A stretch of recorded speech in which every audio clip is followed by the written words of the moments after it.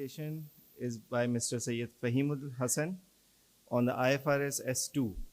Mr. Fahim is partner in A.F. Ferguson and is ESG leader at A.F. Ferguson as well. Fahim has a vast experience in the field of audit and assurance in Pakistan and abroad as well. By virtue of his keen interest in the professional learning and education, he has remained part of Education and Training Committee and the CPD Committee of ICAP.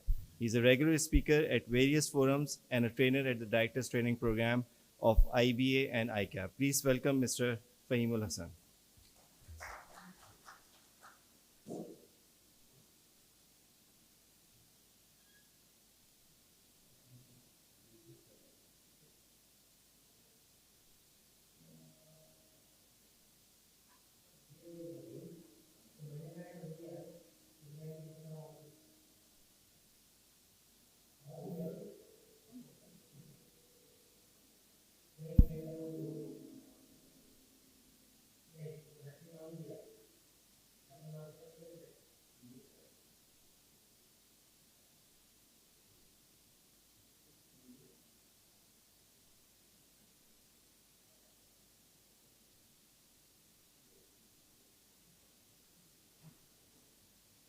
Assalamu alaikum.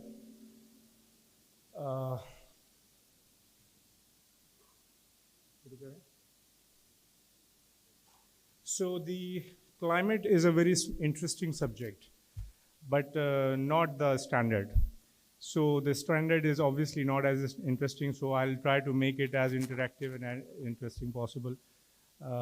So initially, I'll just upload the presentation. So initially you have seen the S1, overview of S1. So S2 is pretty much on the same lines. It follows the same pattern, and but obviously it is enhanced. It deals with climate matters. Okay, so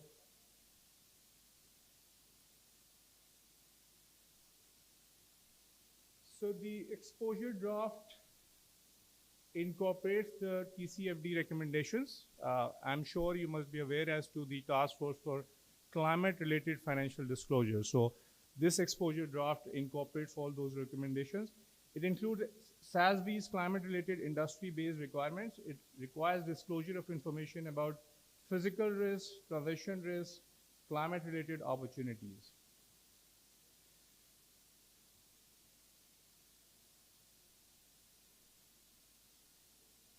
So it requires information that enables investors to determine the effects of climate-related risks and opportunities on the company's enterprise value. So this is beyond company itself. It is the whole supply chain and the distribution channels. So the enterprise value is being addressed here, not the company's value just within the four walls. So it is beyond that. Understand the company's response to and strategy for managing its climate risks and opportunities. Evaluate the ability of the company to adapt its planning, business model, and operations to climate risks and opportunities. It's consistent with the general requirements exposure draft. Focus is on significant climate risks and opportunities. Information provided must be material for assessment of enterprise value.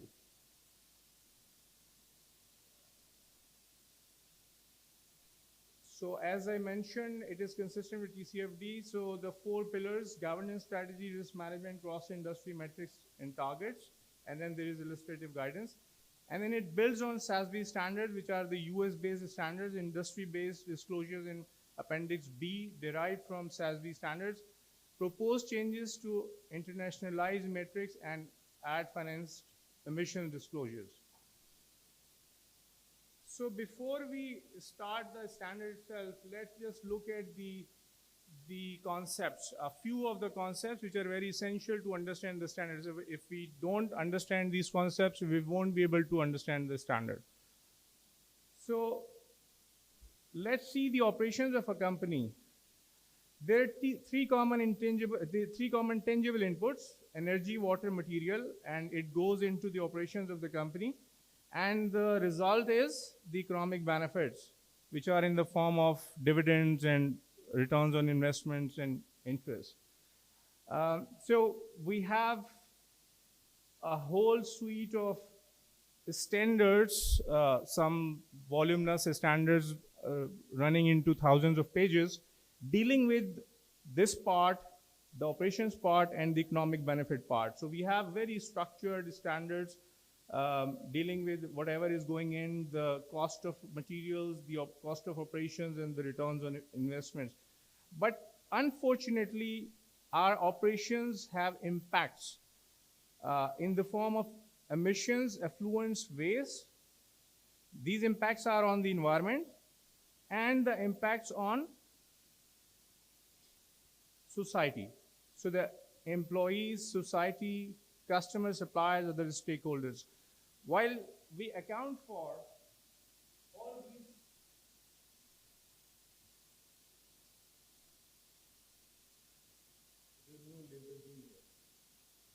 So while we account for all these very meticulously, we don't account for the impacts on environment and impacts on the society, employees, customers, and other stakeholders. So what all we need to do is accounting for these impacts. So our operations have impacts, and these impacts have to be accounted for now. So there is a concept of emissions. Now, we just looked at the emissions. So our operations result in emissions going back into the environment. So let's look at the emissions. There is a concept of net zero. Net zero means that we have to reverse all our emissions by the year as decided by the year 2050. So by 2050, we have to reverse all our emissions which we have been generating into the environment. So there is an interim target that by 2030 we have to reverse our incremental emissions since 2015. So we have to go back at the level of 2015 by year 2030.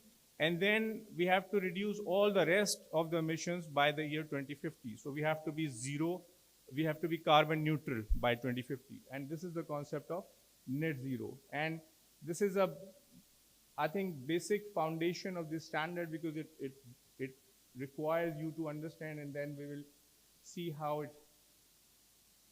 Okay, so on the emissions, what are the emissions?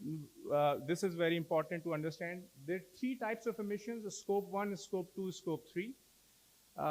If you look at the diagram here below, there are 7 types of gases which are called greenhouse gases. So the greenhouse gases go into the atmosphere, and the classification of scope 1, 2, 3 is that whatever is direct emission coming from company facilities, stationary facilities, and companies' vehicles, that is direct emissions, called scope 1. All the indirect emissions are the purchased electricity, steam, heating, cooling for own use. So we purchase electricity from KE, WAPDA, whatever emissions they are incurring, we account for our part of those emissions. So that is indirect emissions, scope 2.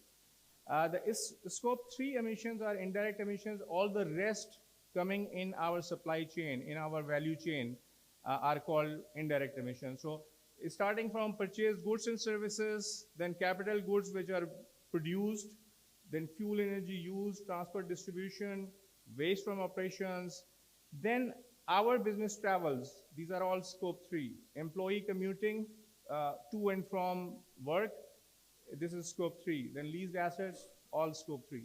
So this is upstream side, and that is downstream side. So we have our products going into the market, the end of treatment of our products, and then obviously whatever activities are involved. So we have to take into account all the upstream and downstream activities and account for our scope 3 emissions. The SBTI, the Science-Based Targets Initiative, has recommended that if our scope 3 emissions are more than 40% of our scope 1 and 2 emissions, then we must recognize them. We must start monitoring them and measuring them. But if it is less than 40%, then you may wait. But obviously that 40% estimate has to be done accurately. So that was the concept of GHG protocol. Now look at this diagram here. There are two sides of the story. One is our impact on the world and the world's impact on us. Now this is very important diagram. So we are polluting environment, and in return, environment is taking revenge from us. So we have our impacts, which are obviously the emissions, the waste, the whatever pollutions, and the world is impacting us. So there are risks, and then there are obviously opportunities. The risks, so let's just look at the impacts. How can we cost efficiently reduce our climate impact in line with the Paris Agreement? So we need to see how can we reduce our impacts and how, okay, we'll talk about that. Then the risk, how will transition and physical climate risk affect our business? And the opportunities, which new business opportunities can we capture? So this is important to remember. If you have photographic memory, just remember this. This we'll use in later on. The next slide is also important, which is actually the summary of the whole standard. So we have four pillars here: the governance, the strategy, the risk management, and metrics and targets.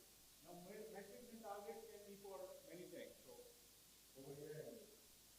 Then we have risk and opportunities. So what kind of risk we have? Transition risk can be out of policy and legal or regulatory, technology risk, technology related risk, and market related risk, and reputation. So these are all transition risks. Then we have physical risk, acute physical risk, chronic physical risk.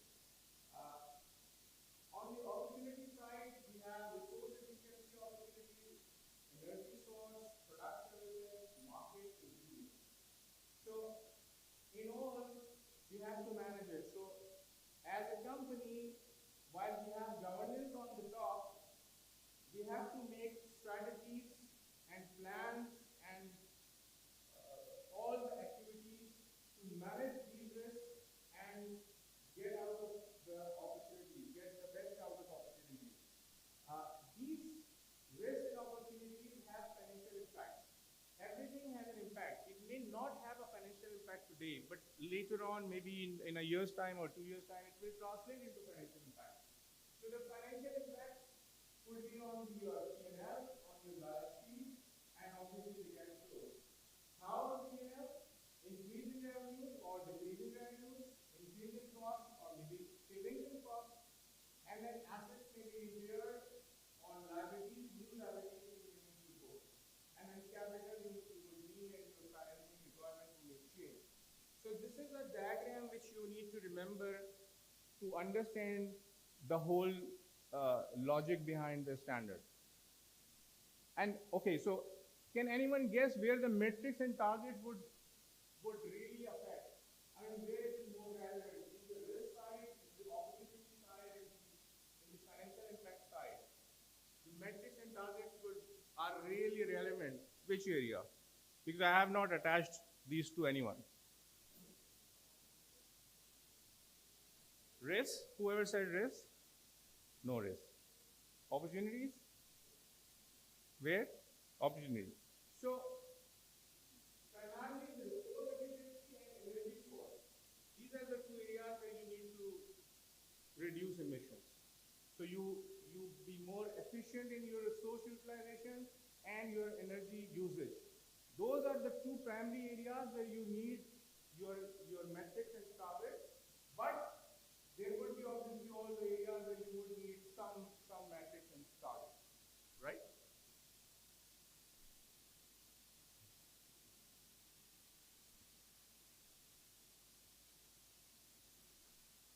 Not working.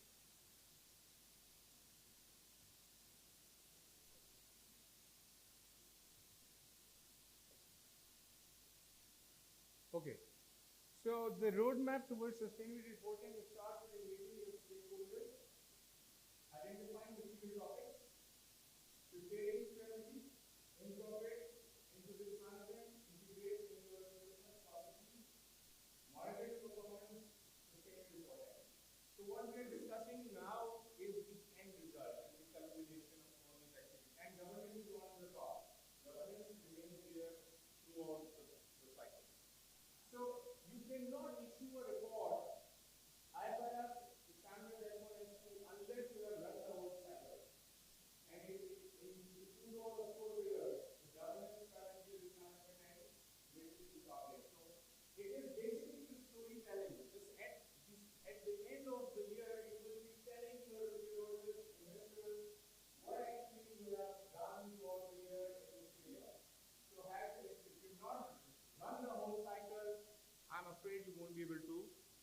issue and report. Okay, so the theme of the standard. There are four pillars, as we discussed earlier. The standard encompasses the enterprise value, so it is beyond the enterprise itself. It is the whole value chain. They're disclosures only, so there are no recommendations or anything, or treatments or accounting side of it. It is all disclosures only standard. Majorly descriptive, so throughout the standard you will find a lot of descriptive things to be given in your reports. And obviously there are quantitative areas also, but majorly it is descriptive.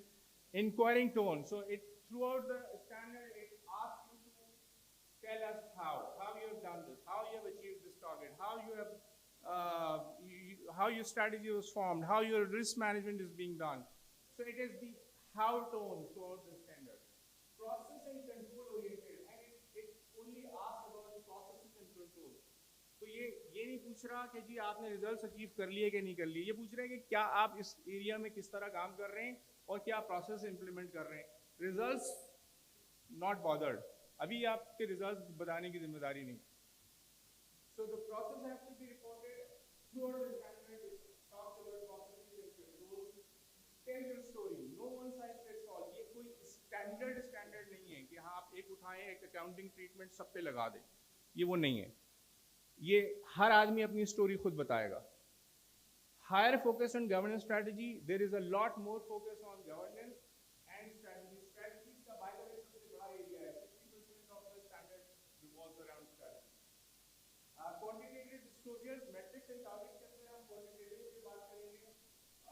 We are allowed alternative qualitative disclosures because अगर quantitative नहीं दे रहे हैं तो qualitative देंगे और फिर उसके reasons देंगे. Cross industry comparable metrics. This is very good and important development. Cross industry आपकी comparable metrics आप issue कर रहे होंगे तो फिर दूसरे लोगों से आप compare कर सकते हैं कि आपकी किधर performance है. So this with all this background, let's just begin the standard itself. The key features: transition planning, emission targets and use of carbon offsets, climate resilience of business strategy in multiple scenarios, then scope 1 to 3 emissions, requirement to disclose GHG emissions. So let's talk about governance. The objective of climate-related financial disclosure and governance is to enable users of general purpose financial reporting to understand the governance processes, controls, procedures used to monitor and manage climate risk and opportunities. Entities shall disclose. इसमें क्या disclose करना है? Identity of the body. आपकी कौन सी body है जो कि oversight कर रही है? तो body could be your board, could be a committee, could be an individual. So you need to report that. You need to disclose it. Responsibilities reflected in TOR. उसका जो TOR है उसमें क्या responsibilities reflect हुई हैं? Board mandate में है या other related policies के अंदर है, जो भी है आप report करें.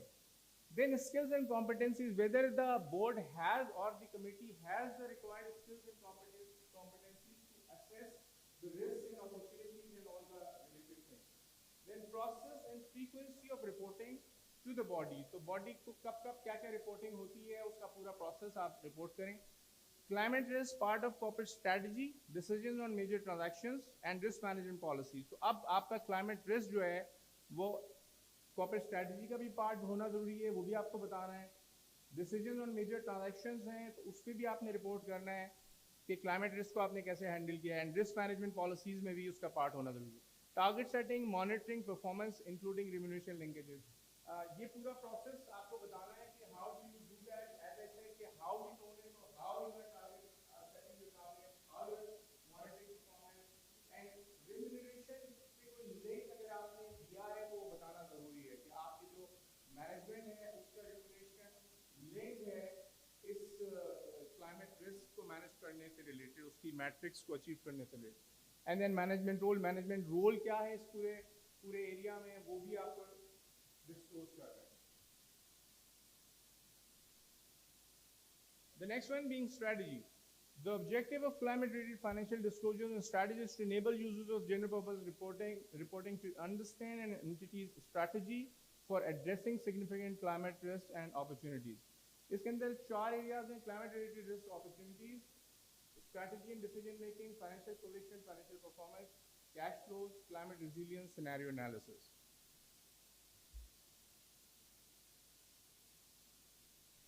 Okay. How climate change could reasonably be expected to affect an entity's business model, strategy, cash flows, their access to finance, and their cost of capital over the short, medium, and long term. This has to be disclosed. Climate-related risks, physical risks, can be of two types: acute, chronic. Acute, event-driven, where the floods, cyclones, hurricanes. Um, Chronic, longer-term shifts, sea level rise, chronic heat waves, and similar other things.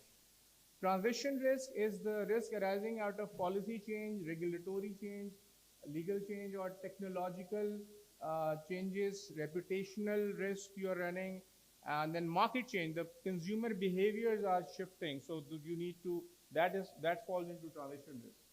You need to develop more products which are greener and which are. And then climate-related opportunities. Use of industry topics and related industry metrics. So where you are in that industry, there is guidance available that these are the topics related to that industry. Focus on those targets. So now you can actually narrow down. You don't need to just look around. There are relevant topics given, so you just pick them and start addressing them. In this strategy, current and anticipated effects of significant climate-related risk and opportunities on an entity's business model. So you need to explain कि business model के ऊपर क्या current या आगे changes आनी है. Specifically, a description of current anticipated effects of significant climate risks and opportunities on an entity's value chain. तो जो पूरी entire value chain के ऊपर जो impacts आने हैं वो आपने बताने आज के भी और future के anticipated. Where in its value chain significant climate risks and opportunities are concentrated. तो concentration का भी बताना है ताकि आपको पता चले कि आपका risk ज़्यादा किधर है. So it could be geographic areas, infrastructure, distribution channels, whatever. Strategy के अंदर strategy decision making. The effects of significant climate risks and opportunities on its strategy and decision making, including its transition plans. तो आपके जो transition plans बन रहे हैं to lower carbon economy, वो आपने इसमें अपने एड्रेस करने हैं. How the entity plans to achieve any climate related targets, current and anticipated changes to the entity's business model to manage carbon energy and water intensive operations. तो अगर हमारे carbon energy operation है, coal use करें for example, या water intensive operation है, उसके ऊपर हमारी क्या अप्रोच है, उसको हम कैसे रिड्यूस करेंगे अपना डिपेंडेंस, और उसके अल्टरनेट टेक्नोलॉजीज में कैसे इन्वेस्ट करें, या how to reduce that risk. And decommissioning asset, तो जो हमारे पुराने एसेट्स हैं उन्हें डीकमीशन करना है. Direct and indirect adaptation and mitigation. तो डायरेक्ट एडेप्टेशन ये है कि हम खुद अपनी बिहेवियर चेंज करेंगे, अपनी प्रैक्टिसेस चेंज करेंगे, टेक्नोलॉजीज चेंज करेंगे. और इनडायरेक्ट ये है कि हमारे जो सप्लायर्स हैं, हमारे जो एम्प्लॉयज़ हैं, कंज्यूमर्स हैं, उनके साथ काम करेंगे और उनको नई बिहेवियर पे लाएंगे. How these plans will be resource, इनकी फंडिंग कहाँ से होगी, that you have to report also. Information regarding climate related targets for these plans, the processes in place for review of the target, the amount of the entity's emission target to be achieved through emission reduction within the entity's value chain, and the intended use of carbon offsets in the chain. तो दो तरीके से आप कर सकते हैं, या तो emission reduction कर सकते हैं, अपने जो भी existing emission है उन्हें आप reduce करेंगे through natural way में, या आप technology use करेंगे. और दूसरा तरीका ये है कि जो emissions आप बिल्कुल से आप कुछ emissions हैं जो कि reduce कर सकते हैं, but कुछ हैं जो कि imminent है, जो कि कभी reduce नहीं होंगी. उसके लिए फिर आप carbon offsets लेंगे. कार्बन ऑफसेट्स के थ्रू आप उसको नेट करेंगे. Quantitative and qualitative information about the progress of plans disclose in prior reporting. This is important कि जो पिछले साल में आपने प्लान बताए थे उनके आज क्या पोजीशन है, उसके बारे में आप क्वांटिटेटिव डेटा कितने बताएंगे और क्वालिटेटिव डेटा कितने बताएंगे कि उस प्रोग्रेस में अगर आप बिहाइंड हैं तो क्यों हैं.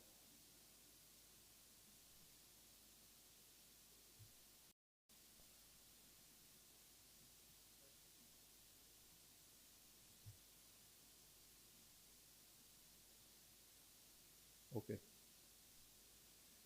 this one is not working. So information regarding climate related targets.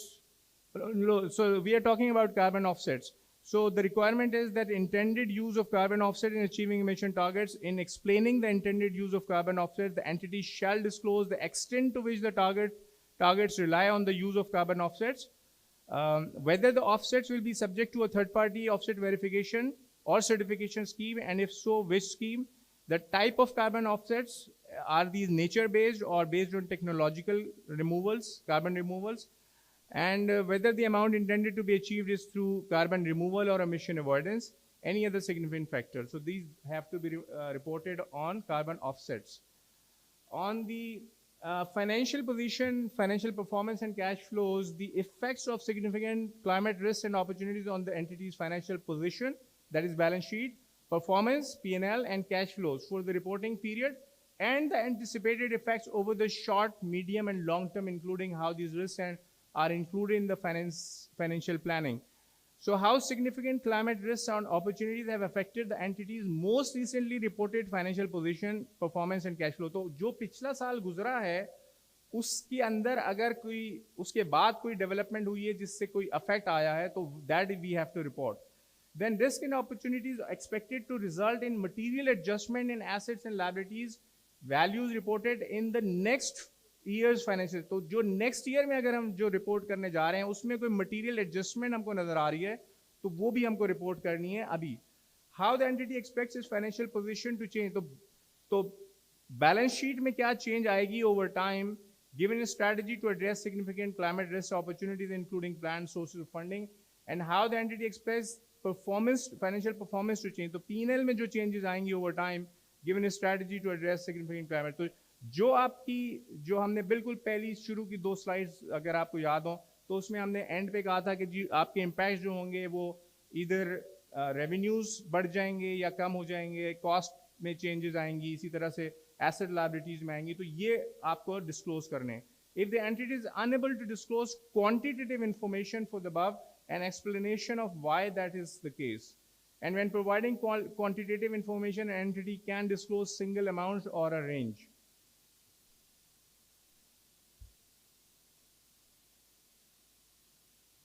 Okay, one important aspect, as I said, strategy is very important in this standard, is the resilience of our strategy. So in the changing climate scenarios, whether our strategy will hold the ground or will it need to be changed. So the resilience have to be tested. To disclose information to enable users to understand the resilience of the entity's strategy to climate related changes, developments or uncertainties, taking into consideration entities identified significant climate risk opportunities and related uncertainties. The entity shall use climate related scenario analysis to assess its climate resilience unless it is unable to do so. If unable to do so, तो उस case में फिर alternative method आपने क्या use किया है, क्या technique use की है वो बताना है. An entity analysis of climate resilience must enable users to understand the implications, if any, for its strategy, the significant areas of uncertainty covered in the analysis, the entity's capacity to adjust or adapt its strategy and business model over the short, medium, long term to climate developments in terms of availability and flexibility to redeploy capital, redeploy, upgrade or decommission assets, and the effect of current or planned investments. तो जो आपकी तमाम balance sheet और P&L है उसकी अगर शक्ल change होने जा रही है तो उसमें क्या आप इस काबिल होंगे कि नए सिनेरियो में स्टैंड कर सकें, उसको आप विद स्टैंड कर सकें. तो ये आपको रेजिलियंस टेस्टिंग के थ्रू पता चलेगा, सिनेरियो एनालिसिस के थ्रू पता चलेगा. तो दो ऑब्वियसली हैं कि अगर आप सिनेरियो एनालिसिस कर पा रहे हैं तो आपको ये सारे डिस्क्लोजर देने, और अगर आपने कोई अल्टरनेट मेथड यूज किया है तो आपको वो उस साइट पे जो डिस्क्लोजर्स हैं वो देने हैं. और आखिर के 3 कॉमन है. तो which scenarios were used and their sources, whether the analysis compared a diverse range of climate related scenarios, whether the scenarios are associated with transition risk or increased physical risk. कौन सा risk पे आपने scenario build किए हैं वो आप बताएं. Whether the entity has used a scenario aligned with the latest international agreement on climate change, why the chosen scenarios are relevant to the assessment, and then time horizon used in the analysis. तो अगले 10 साल, 20 साल, 50 साल वो आपको बताने. inputs used in the analysis, the scope of operations covered, and then assumptions about the way the transition to a lower carbon economy will affect the entity. On that side, आपको देना है कि explanation of the methods or techniques used, maybe it could be sensitivity analysis, stress testing, or something else. Climate-related assumptions used, including whether those include a range of hypothetical outcomes, and then why the chosen climate-related assumptions are relevant to assessing climate risk. So ये सारे disclosures हमें देने हैं.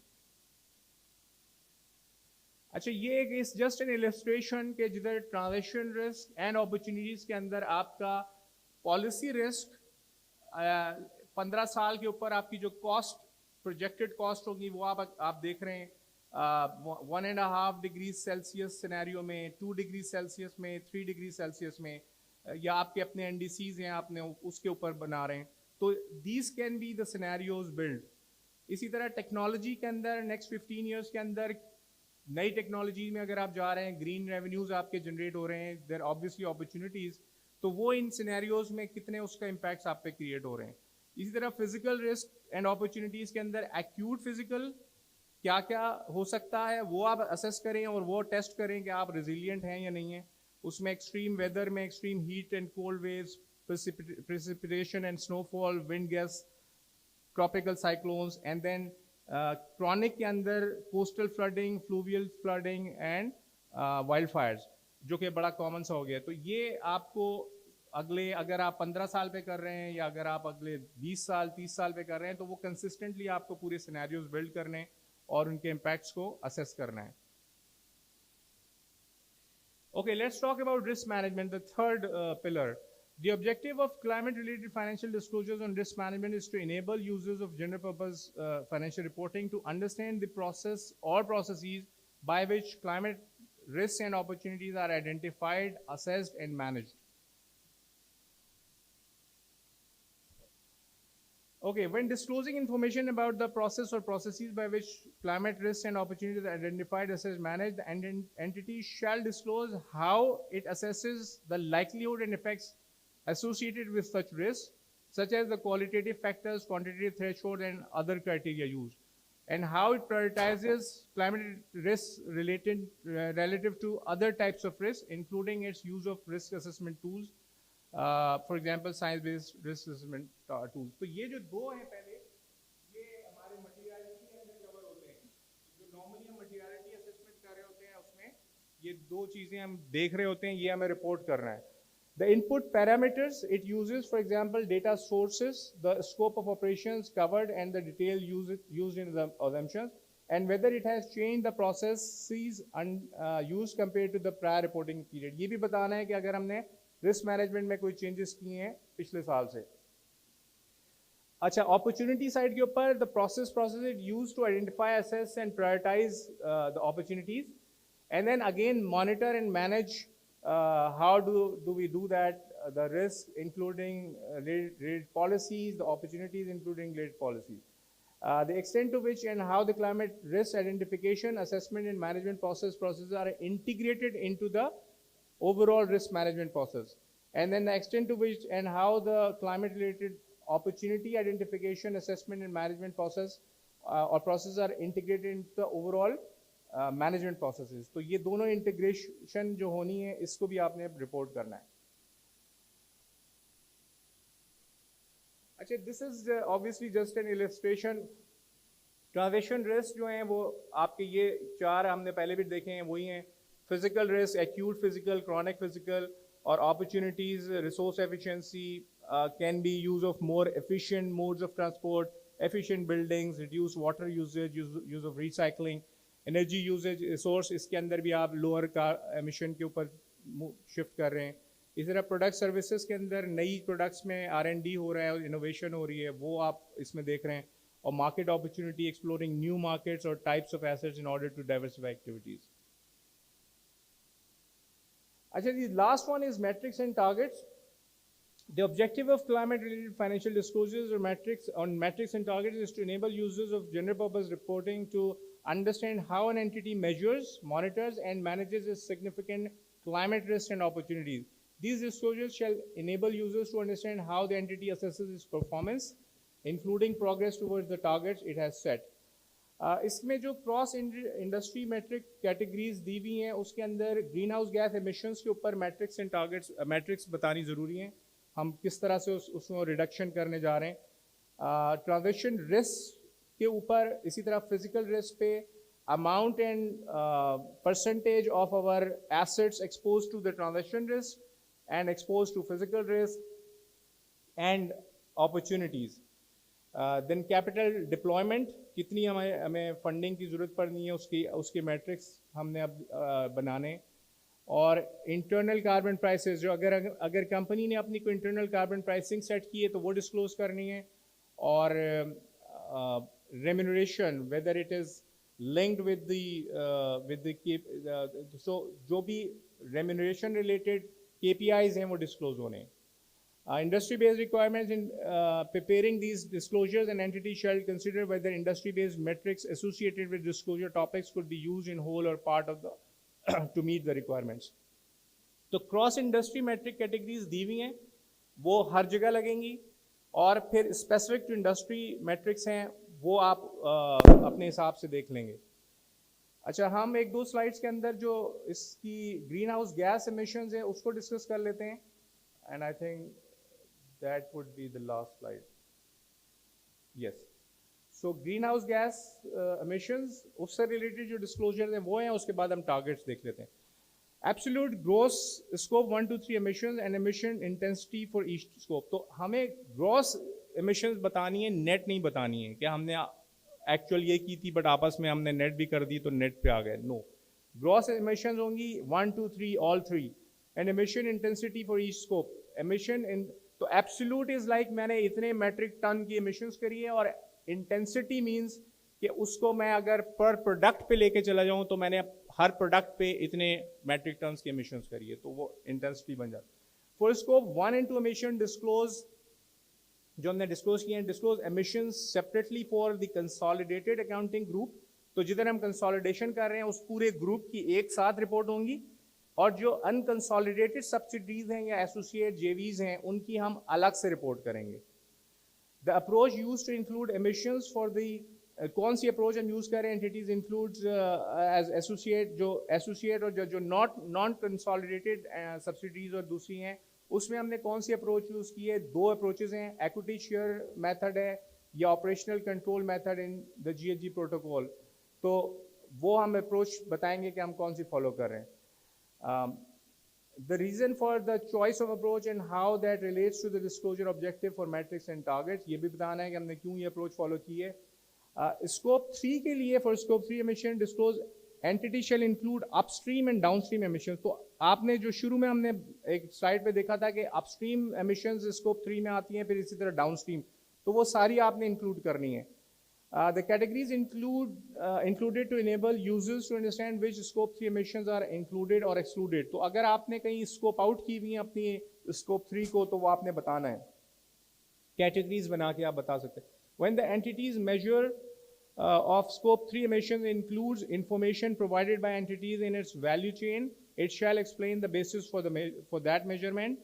Obviously scope 3 emissions को measure करना is not that simple, तो उसके लिए आपको measurement techniques use करनी पड़ती हैं, वो आपने बतानी है। If the entity excludes those DHG emissions, it shall state the reason for omitting them।